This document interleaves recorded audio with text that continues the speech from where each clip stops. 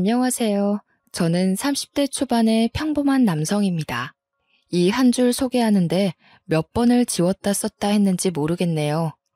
이렇게 글재주가 없지만 제 사연을 많은 분들께 들려드리고 싶은 마음에 용기를 내어봅니다. 특히 꼭 제 사연을 봤으면 하는 사람이 있거든요. 혹시 제 사연을 들어주시는 분들 중 가난을 겪어보신 분 있으신가요? 그렇다면 제 사연이 더욱 와닿으실 겁니다.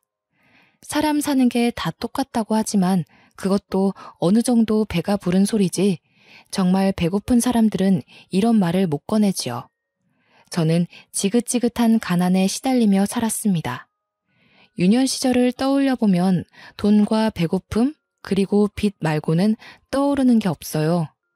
지금 생각해봐도 너무 힘들었다는 말밖에 나오지 않을 정도로 힘들었습니다.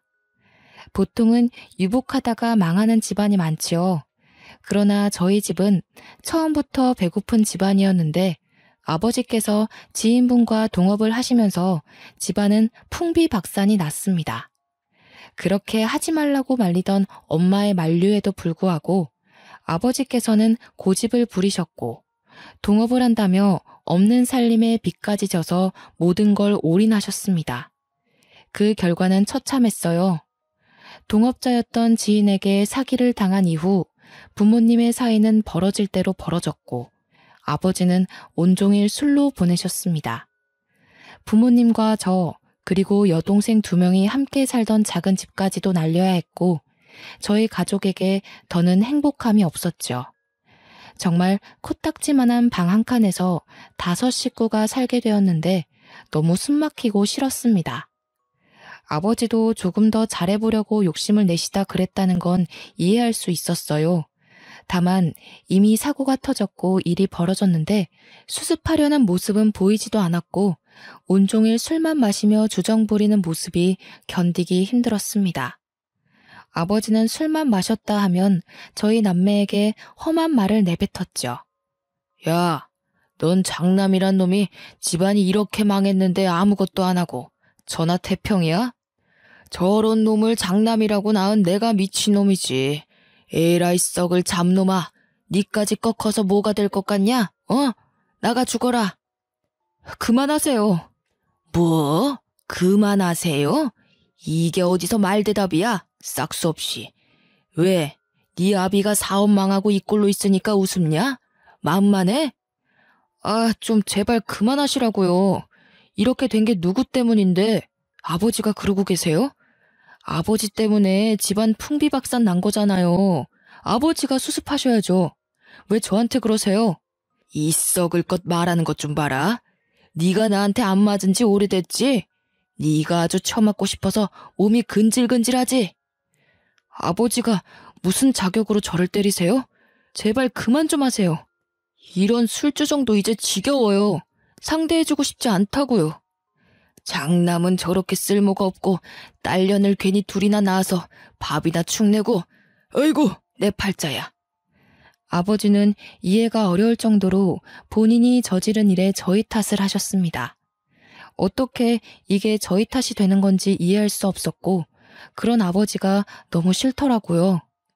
돈이 없지만 어떻게 겨우 차린 밥상을 뒤집으며 반찬이 이게 뭐냐고 난리를 치는 것도 한두 번이 아니었고 잘 자고 있는 여동생들을 발로 차며 깨워서 돈 벌어오라고 난리치는 것도 한두 번이 아니었죠. 저는 이런 아버지가 소름 끼칠 정도로 싫었고 저렇게 살 거면 차라리 길거리나 돌아다니면서 살았으면 좋겠다는 생각도 했고 우리 눈에 보이지 않았으면 하는 나쁜 생각도 했었습니다. 사람이 어쩜 저렇게 이기적인지 모르겠더라고요. 사업이 망하고 내내 안 좋은 모습만 보여주고 가족들을 더욱 고통스럽게 하던 아버지는 건강 악화까지 되시며 가족들을 더 절망에 빠뜨렸습니다. 돈도 없었고 치료 의지도 없었던 아버지는 결국 지병을 앓다 세상을 떠나셨죠. 아버지가 돌아가셨는데 놀랍게도 눈물이 한 방울도 나오지 않았어요. 왜냐면 아버지가 돌아가신 후 저희 가족에게 남은 건 감당할 수 없는 빚이었습니다. 모든 빚을 떠안게 된 후 저희 가족은 아버지의 죽음을 슬퍼할 겨를도 없이 도망 다녀야 했어요. 그 작은 집도 저희가 산다는 게 노출이 되어 하루에도 몇 번이고 빚쟁이들이 찾아와 부수고 협박을 했기에 도망가야 했죠. 결국 저희 가족은 다 무너져가는 집으로 이사를 하게 되었습니다. 이사라는 표현이 웃길 정도로 겨우 몸을 숨기고 잠을 잘 수 있는 곳이었죠. 이런 곳에 과연 사람이 살 수 있을까라는 생각이 드는 곳에서 지냈습니다.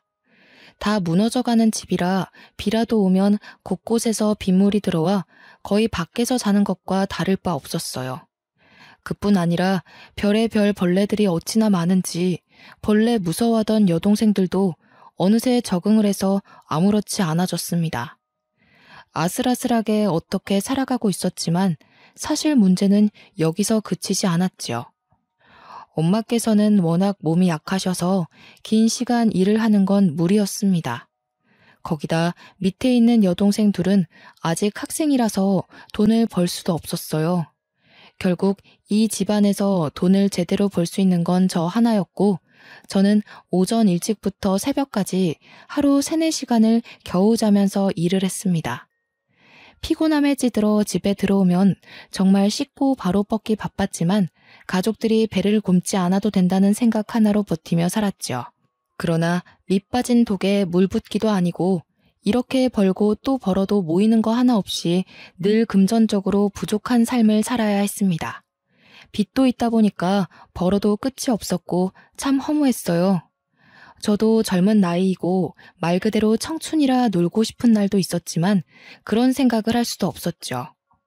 몸 쓰는 일을 하며 너무 힘들다 보니 여러 가지 생각은 했었습니다.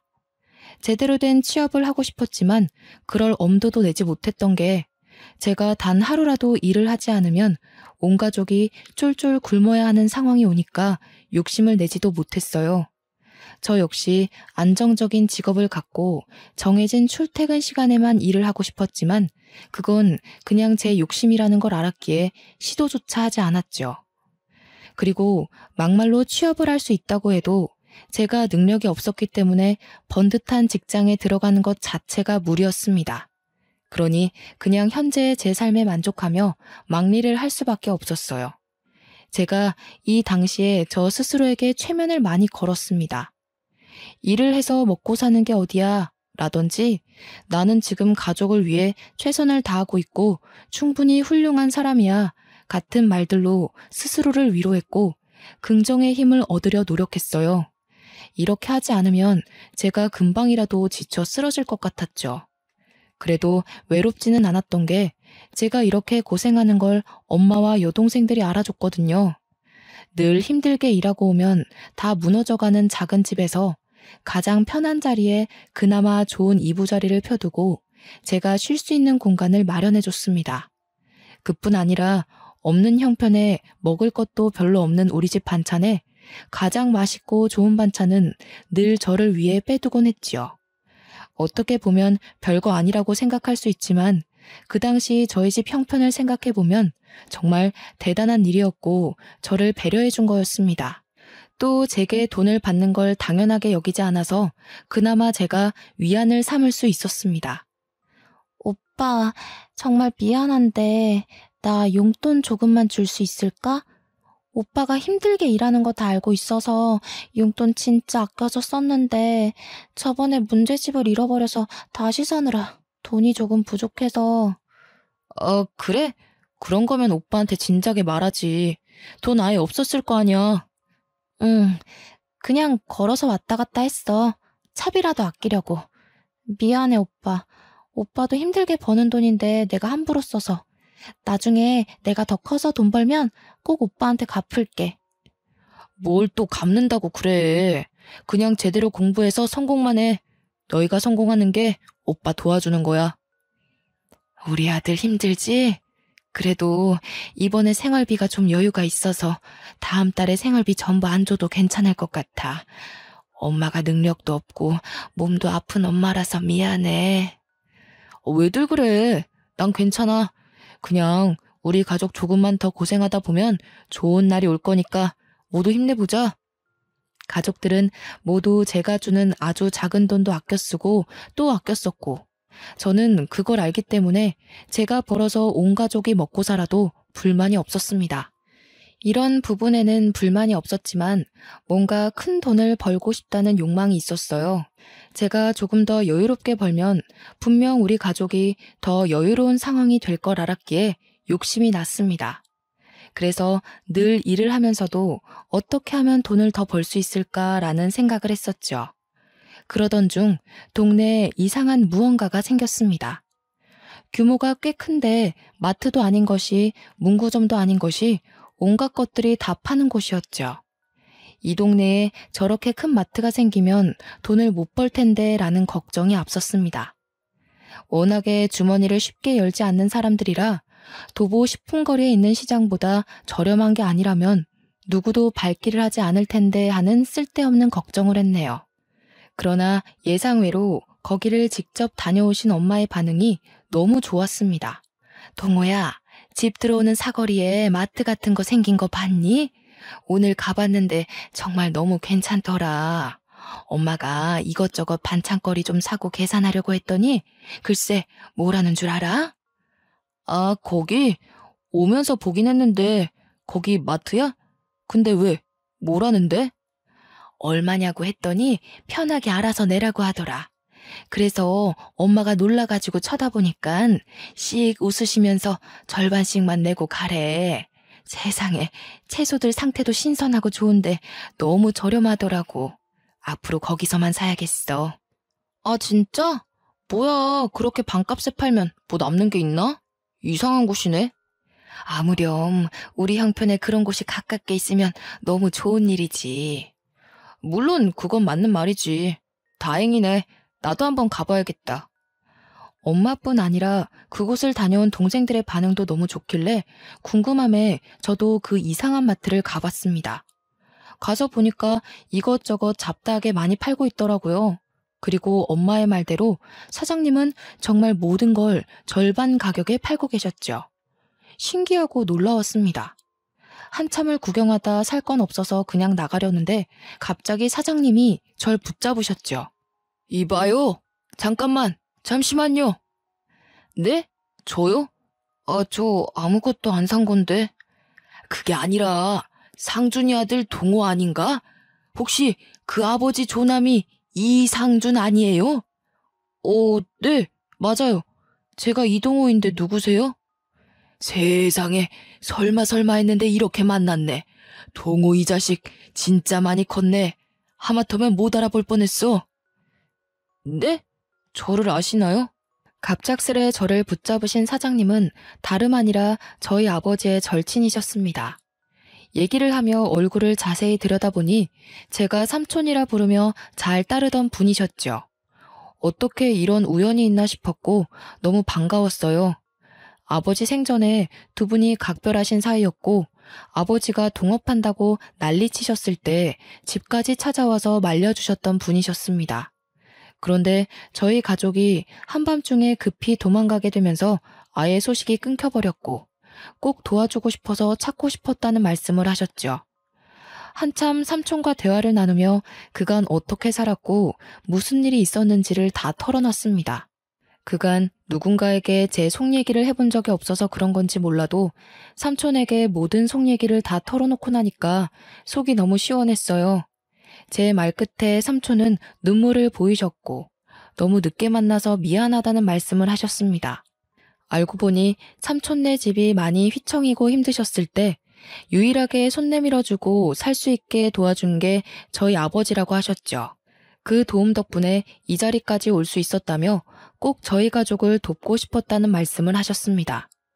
삼촌은 저희 가족 생계가 힘든 걸 아셨고 제가 일정한 직업이 아니라 막노동을 하며 힘들게 돈을 벌어 가족들을 먹여 살리는 걸 아셨죠. 그래서 제게 삼촌이 차리셨던 그 가게를 주셨습니다.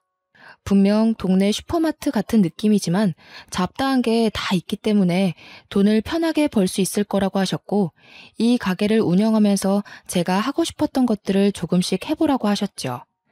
그럴 게 아니라 동호 너가 이 가게 맡아서 해봐. 명의도 너한테 싹 다 넘겨줄 테니까 열심히 해봐.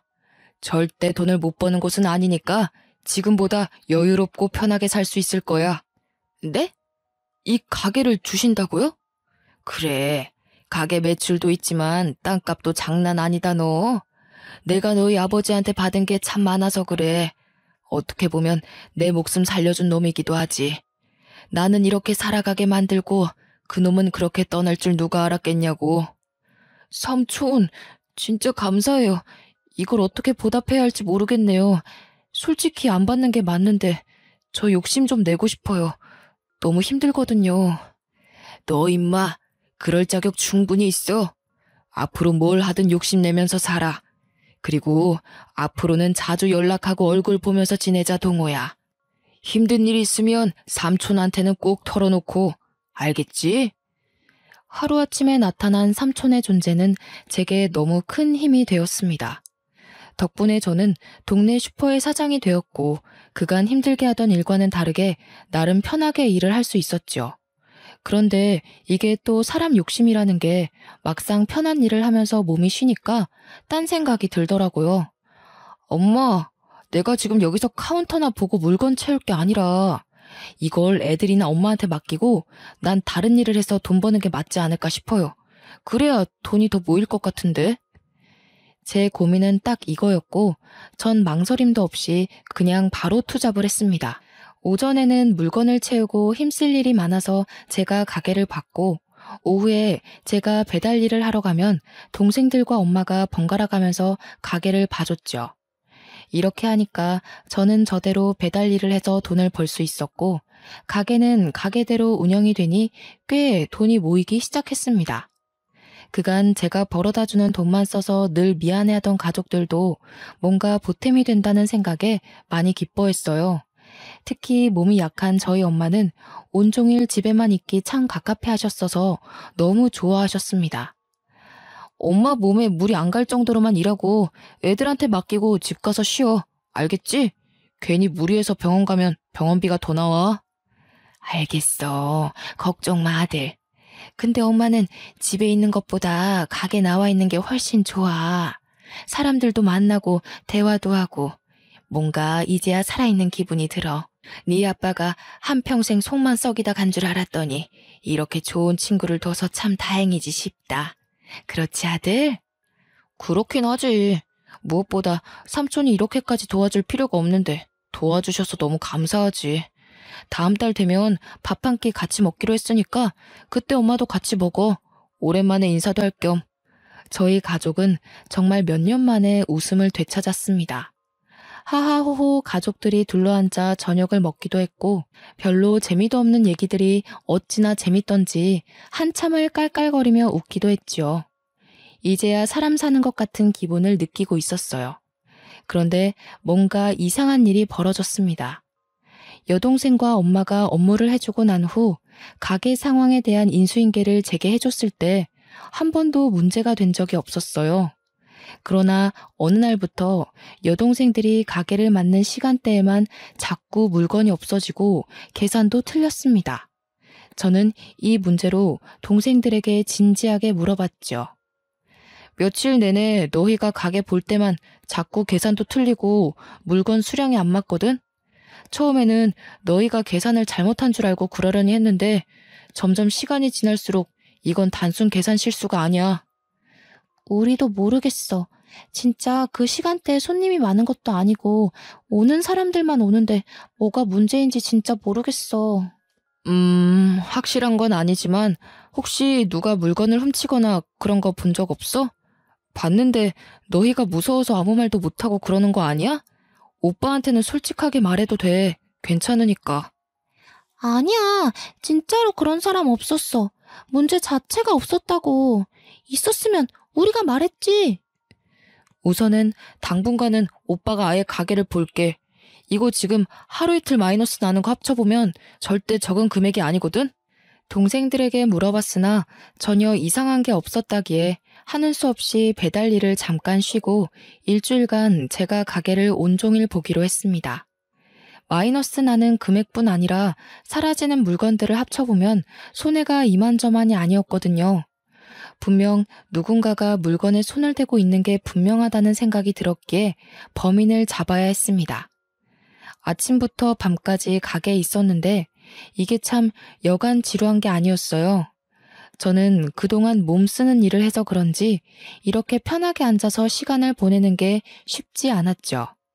그래도 좋았던 건 온종일 가게에 있으니 동네에 돌아가는 상황을 알고 싶지 않아도 다 알게 되더라고요.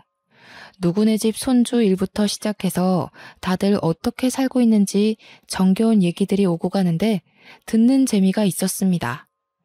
동네가 좁고 이곳에서 오래 살아서 온 동네 사람들이 다 아는 사람이었거든요.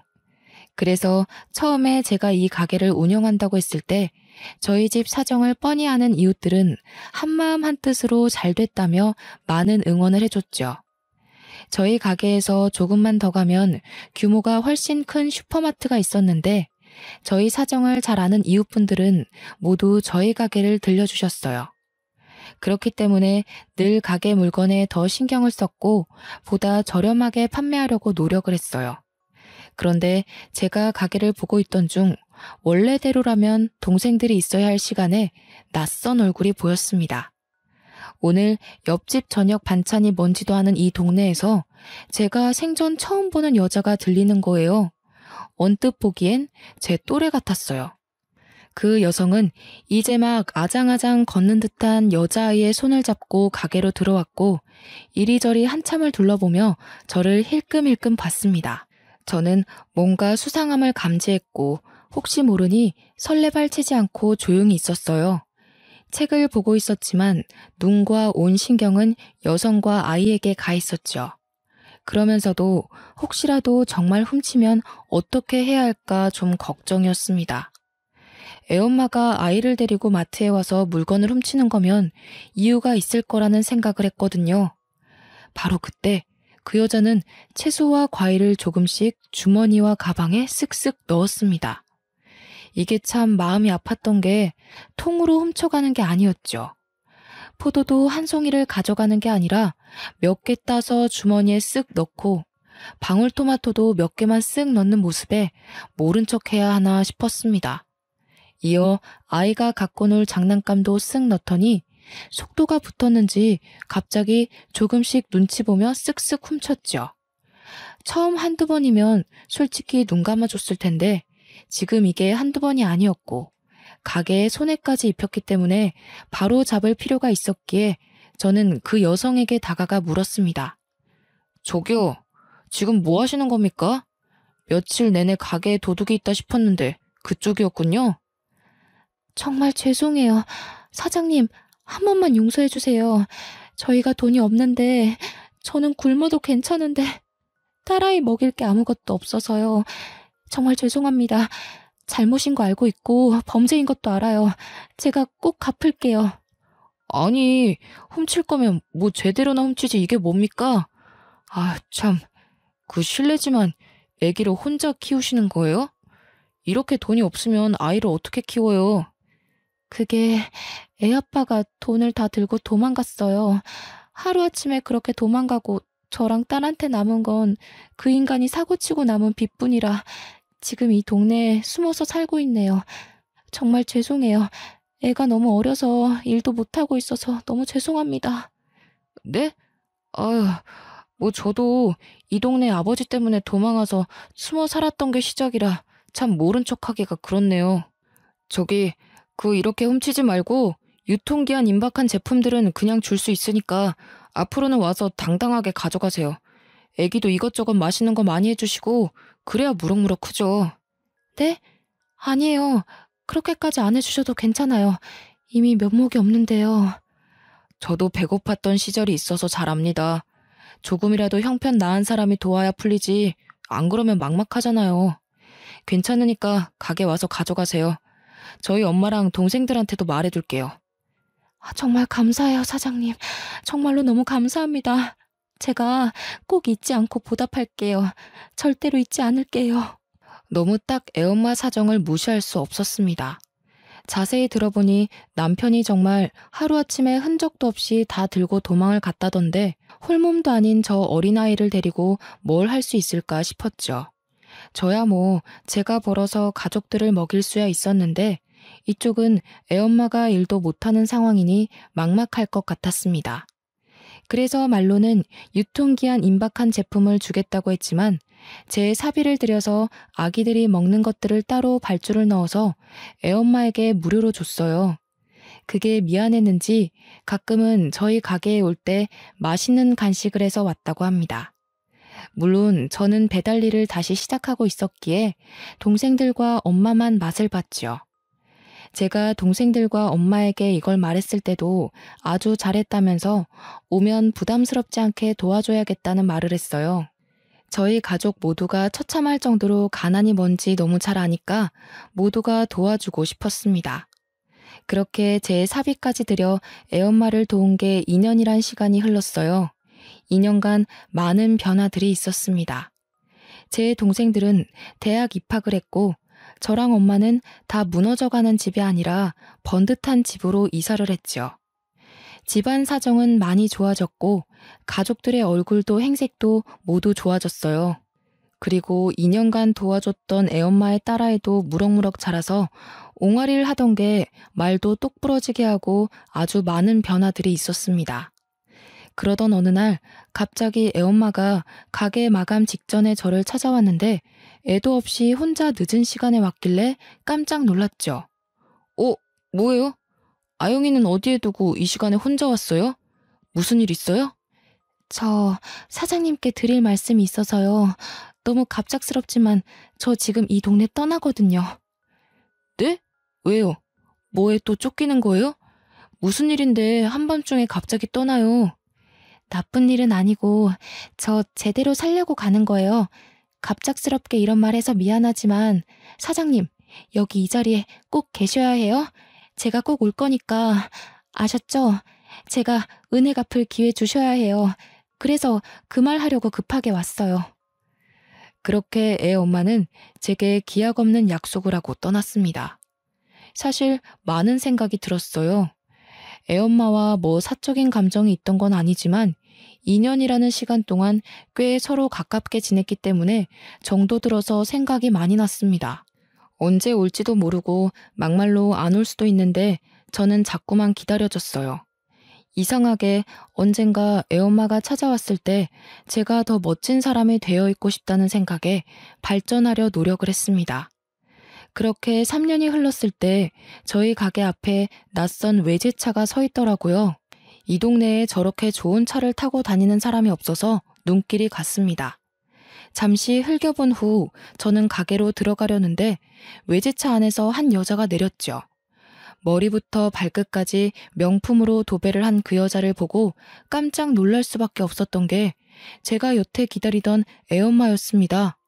순간 저를 보며 환하게 미소 짓는 애엄마를 보며 저는 멍하니 쳐다봤어요. 사장님, 저 약속 지키러 왔는데 너무 늦었죠? 아니, 이게 어떻게 된 일이에요? 저 보다시피 아주 성공했어요. 사장님한테 바로 올 수 있었지만 성공해서 은혜 갚을 수 있을 때 오고 싶었거든요. 그러다 보니 시간이 이렇게 흘렀네요. 다행이네요. 성공해서 정말 다행이에요. 아영이는 잘 지내고 있는 거예요? 네, 우리 아영이도 잘 지내고 있어요. 사장님, 이제 마감하면 회포나 풀러 갈까요? 제가 정말 근사한 저녁 대접할게요.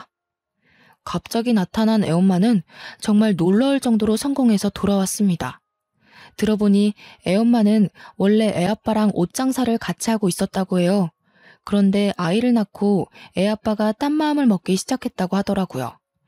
애엄마가 자꾸 비밀번호 같은 걸 깜빡깜빡하니까 본인 다이어리에 통장 비밀번호랑 계좌번호를 세세하게 적어놨었다고 합니다. 근데 그걸 남편이 보고 돈을 훔쳐 달아난 거지요. 애아빠는 심지어 결혼하자마자 애엄마의 친정엄마가 가진 건물을 자기가 관리하겠다며 고집을 피울 정도로 재산에 눈독을 많이 들였다고 합니다. 이미 그 건물 1층엔 음식 장사하는 다른 사업주도 있었는데 그걸 일방적으로 계약 파기를 시키라고 난리를 피웠다고 하더라고요. 친정은 돈이 많은데 친정 부모님이 하나도 베풀지 않는다는 생각에 가족을 버리고 애엄마의 돈을 택한 겁니다. 부모님이 그 남자랑 결혼은 절대 하지 말라고 했는데 제가 정말 사람 보는 눈이 없어도 너무 없었죠. 저는 친정 부모님 도움 없이도 어떻게든 살아보려고 남편이랑 옷장사를 같이 시작한 건데 그런 남편 눈에는 제가 참 멍청해 보인 거죠.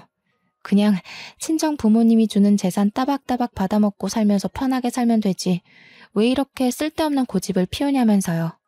결혼하자마자 지독하게 싸우기 시작했는데 남편이 하필 제 통장 비밀번호를 알아내서는 제 통장 잔고를 확인하고 저를 버렸어요. 친정엄마가 사실 새엄마였던 탓에 한 푼도 지원받지 않고 자수성가하려고 했던 애엄마의 꿈은 좌절되고 말았어요. 심지어 애아빠가 개인 신용대출을 2억 넘게 받고 도망쳐버린 바람에 달아난 애아빠를 찾으려고 빚쟁이들에게 쫓기는 신세까지 되었더라고요. 물론 옷사업도 망하고 자금도 없던 탓에 살 곳조차 없었던 애엄마는 결국 친정집에 들어가서 모든 사실을 말하고 법적 조치를 전부 취했다고 해요. 작정하고 숨어버린 애아빠를 찾기 위해 흥신소의 힘을 빌려 사람을 찾아냈고 2년간의 법정 공방 끝에 빼앗긴 돈을 받아냈다고 해요. 그리고 접었던 옷사업을 다시 시작했고 임산부가 입어도 될 만큼 편안한 옷을 타겟으로 잡아 팔았더니 대박이 난 겁니다. 원래도 감각이 좋았던 애엄마가 체형에 상관없이 이쁜 옷을 찾아내기 위해 동대문에서 발품을 팔았고 이후엔 77 사이즈 이상의 사람들도 편하게 입을 수 있는 옷을 자체 제작해서 팔았더니 떼돈을 벌게 된 거죠. 애엄마가 홀로 아이를 키우면서 그 험난한 역경을 겪었을 걸 생각하니 참 마음이 쓰렸습니다. 현재 애엄마의 모습과 제가 도와줬을 때 애엄마의 모습이 겹쳐 보이면서 묘한 감정이 들었어요. 그 당시에는 표정도 없었고 주눅이 잔뜩 들어서 살짝만 톡하고 건드리면 금방이라도 눈물을 쏟을 것 같았는데 이렇게 성공한 모습으로 찾아와줘서 제가 다 고마웠습니다. 정말 당찬 모습을 보면서 웃는 게 이렇게 아름다운 사람이었구나를 느끼며 긴 회포를 풀던 중 애엄마는 제게 반복해서 한 말이 있었죠. 꼭 성공했을 때 떳떳하고 멋진 모습으로 저를 찾아오고 싶다는 말입니다. 저 솔직히 몇 년 동안 너무 힘들고 포기하고 싶었던 순간이 한두 번이 아니었거든요. 근데 그럴 때마다 어떻게 버틴 줄 아세요? 아영이 생각해서요? 물론 그것도 맞지만 저 사장님 생각하면서 버틴 거예요. 내가 꼭 멋진 모습으로 사장님 앞에 당당하게 나타나고 싶었거든요. 처음에는 그냥 감사해서 좋은 마음이 있다고 생각했는데 시간이 지나면서 보니까 저 사장님 좋아하더라고요. 네? 아유, 갑자기 왜 그런 말을. 아영 엄마, 좀 취기가 올라온 것 같은데 이만 일어설까요? 아니요, 저 오늘 아주 작정하고 온 거예요. 물론 사장님은 저에 비해 너무 인품도 좋으시고 훌륭하신 분인 거 알아요. 거기다 저는 이혼녀의 애까지 딸려 있어서 많이 부족한 것도 알고요. 그런데요, 사장님, 저 바닥까지 쳤다가 혼자 이렇게 일어선 여자예요. 사장님이랑 저랑 함께하면 우리가 못 해낼 게 있을까요? 사장님이 제가 싫은 게 아니라면 우리 진지하게 만나봐요. 솔직히 저도 이 감정이 뭔지 아직도 헷갈리긴 해요. 이게 좋아하는 마음인지 아니면 마음을 하도 써서 걱정스러운 마음인 건지 모르겠는데 먼저 그렇게 용기 내줘서 고마워요. 웃기게도 저랑 애엄마는 사랑에 빠졌습니다. 진작부터 서로에게 미묘한 감정이 있었지만 애엄마는 본인의 사정이 좋지 않았고 저는 그런 애엄마에게 이성의 감정을 느낄 수가 없었죠. 본인 삶도 힘든 사람에게 함부로 다가갈 수 없었거든요. 그리고 무엇보다 제 감정이 사랑인 건지 동정인 건지 저도 헷갈렸습니다. 그런데 먼저 용기를 내어 제게 고백해주는 애엄마의 말을 들으며 점점 확신했고 연애를 시작했어요. 저희 두 사람의 만남은 양가에서 가장 좋아해 주셨습니다. 어떻게 만나게 된 사이인지 다 아셨기에 축복 속에 연애를 할 수 있었죠. 또 이맘때쯤 제 동생들은 사회에 각자 자리를 잡았기 때문에 집안에 행복한 일들이 가득했거든요. 사실 만난 기간은 고작 7개월 만에 결혼을 하게 되었는데 이미 그 전부터 몇 년간 서로에 대한 마음이 있었고 서로를 너무 잘 알았기에 문제될 건 하나도 없었습니다. 저희 엄마께서는 애엄마에게 이런 말씀을 해주셨어요. 아가야, 아가도 고생 참 많았으니 이제 동우한테 기대서 편하게 살아라. 그리고 우리 동우도 가족들 때문에 한평생 고생만 했거든. 알고 있지? 그냥 너희 둘이 서로 아껴주면서 이제라도 편하게 살았으면 좋겠어. 나는 그럼 소원이 없을 것 같다. 어머님, 부족한 저 받아주셔서 감사해요. 가장 못난 모습일 때 곁에서 다 지켜보셨는데 선뜻 이렇게 허락도 해주시고. 너무나도 감사해요, 어머님. 아니다. 그게 무슨 말이야. 못나긴 뭘 못나. 내 새끼 지키려는 애미 모습보다 더 훌륭한 모습이 있어? 난 그렇게 생각 안 하니까 마음 쓰지 말고 둘이 예쁘게 잘 살아. 그리고 우리 손녀딸 아영이 자주 보여주고. 그래야 할미랑 정들지. 네, 꼭 그럴게요. 저희가 효도해야 하니까 오래 사셔야 해요. 우리 아들이 이렇게 예쁘고 고운 각질을 얻는다고 하니까 내가 눈물이 다 날 것 같네. 참 고맙다, 아가야. 엄마께서는 아내를 너무 예쁘게 봐주셨어요. 아내가 얼마나 힘들게 살았는지 곁에서 보셔서 더욱 그러겠지요. 7개월의 연애 끝에 결혼을 했지만 이보다 더 행복한 일이 있었죠. 바로 아내의 딸인 아영이가 저를 아빠로 생각한다는 겁니다. 사실 아내와 결혼을 약속하고 가장 걱정이었던 부분이 딸아이 아영이었어요.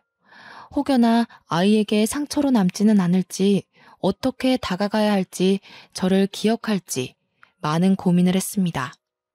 연애하던 7개월이란 시간 동안 아영이에게 다가갈까 고민도 많았지만 저희 두 사람의 관계가 확실해졌을 때 딸아이에게 다가가고 싶었어요.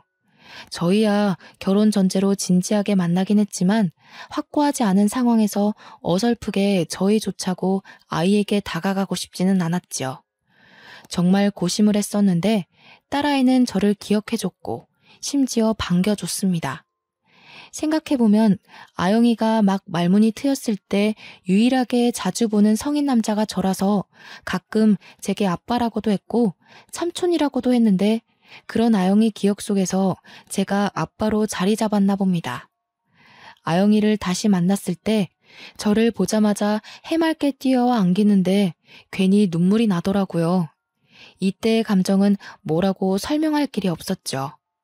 뭉클하고 감동적인데 정말 고맙고 이 작은 아이에게 감사하더라고요. 물론 제 친자식이 아니라 더 조심스럽기는 하지만 너무 어렸을 때부터 도움을 줘서 그런지 제게도 아영이는 각별한 딸이 되었습니다. 저희 가족에게는 또 다른 행복이 찾아왔어요. 지금은 아내 뱃속에 둘째가 생겼습니다. 이제 곧 태어날 예정이라 무섭고 설레는 마음이 가득한 거 있죠? 아내도 저도 젊은 나이부터 고생이란 고생을 다해서 그런지 경제관념도 미래에 대한 생각과 가치관도 모두 같은 방향이라 저희 부부는 큰 소리 한 번 없이 잘 살고 있습니다. 저는 이전에 하던 가게를 정리하고 아내의 사업 때문에 서울로 올라와서 동네의 터 좋은 곳에 식자재 마트를 운영하고 있고 아내는 여전히 본인이 운영하는 옷사업을 하며 잘 나가고 있어요. 둘째가 뱃속에 있어서 몸이 참 고단하고 힘들 텐데도 하루도 쉬지 않고 일하는 아내를 보면 안쓰럽기도 하고 존경스러운 마음이 공존했습니다. 지금도 행복한 저희 가족이지만 곧 태어날 둘째와 함께 저희 네 식구는 앞으로 더 행복하게 살 겁니다. 결국 제가 베푼 온정이 큰 사랑으로 돌아왔다는 생각에 태어나 가장 잘한 일이 아닐까 싶더라고요.